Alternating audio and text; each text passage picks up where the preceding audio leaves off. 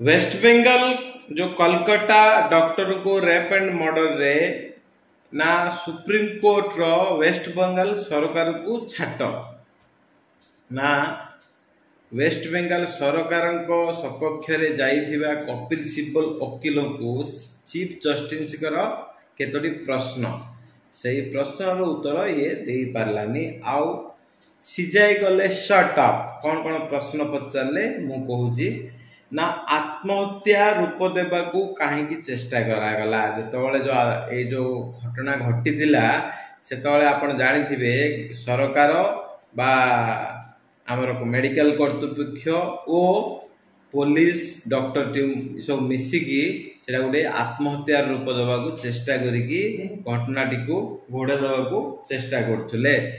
कौन पाई पीड़िता मृतदेह देखाई दिगला एक्चुअली कौन सी महिला मृतदेह एमती घटना रे सोशल रे देखा कथा नुह एटा सरकार नियम बाहर थिला सरकार को एटा प्रश्न पचारे क्राइम सीन कहीं सुरक्षित रहा नहीं जो क्राइम होता जो जगार से क्राइम सीन को कौटी कांति भंगाई कौटी टेबुल भंगाई सब से नष्ट करने को चेष्टा करते। तृतीय प्रश्न है मेडिकल रे भिड़ नियंत्रण करागलानी कहीं जितेबाला मेडिकल भितर जो भिड़ हो गले लोक जो पब्लिक रुंड हो गले से नियंत्रण कर पुलिस दायित्व थिला किंतु कौन पाई नियंत्रण कले ना मामला रुजु हवा को विलंब कहीं गला सब माने मामला हबार 48 घंटा पर केस रेजिस्ट्री करागला ता माने यार गोटे प्लानिंग कौन थिला एटा केस को रफा दफा करिया को सरकार और एडमिनिस्ट्रेशन मिसिकी एटा गोटे प्लान लगेइथिले केमिति पीड़िता का फोटो नाम वायरल करागला सो कौन सी भी महिला घटना एमती घटले फोटो बा तांकर ठिकना गुप्त रखा को आमर नियम अच्छी कारण जी तो घटना रे पीड़िता मरीगले कि फैमिली यही जिनस सफर नुहतु से आमर प्रोविजन गोटे अच्छी मेडिकल उपरे आक्रमण बेले पुलिस कौन करूला जो आप देखुए आम जो गुंडा माने एंट्री होते मेडिकल भितर जो ममता बनर्जी गुंडा किए कहले जान ममता बनर्जी कहला वाम एंड राम बोलिकी ये सब धंदा गोटे प्लानिंग करिकी कारण गुंडा मैंने एक्चुअली पशिले तार जो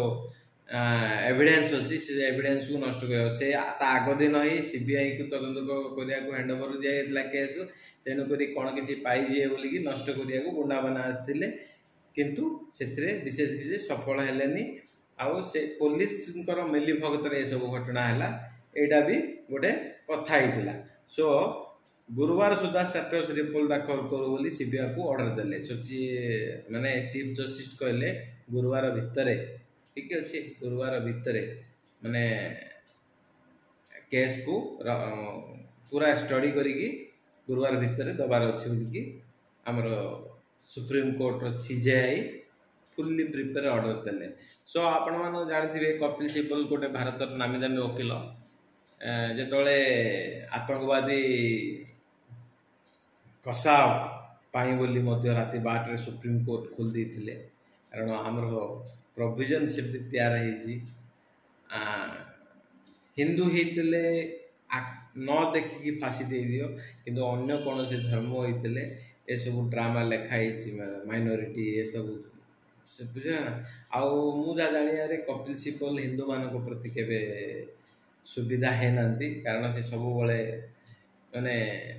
लेफ्ट विंग पे काम करते राइट विंग पे से काम करना आपण मैंने जानते राइट विंग कौन लेफ्ट विंग कौन तो जान थे नेक्स्ट वीडियो भी आनी या विषय सो एमती जी गोटे आतंकवादी बोलिकी राति 12 सुप्रीम कोर्ट खोली पारती से जो रेप पीड़िता विरोध केस लड़ुंट माने रेप पीड़िता विरोध सरकारी सरकार सपोर्ट लड़ुंट माने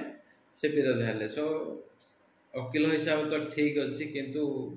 किछिटा मानविकता करले भल थिवो एया ही मोर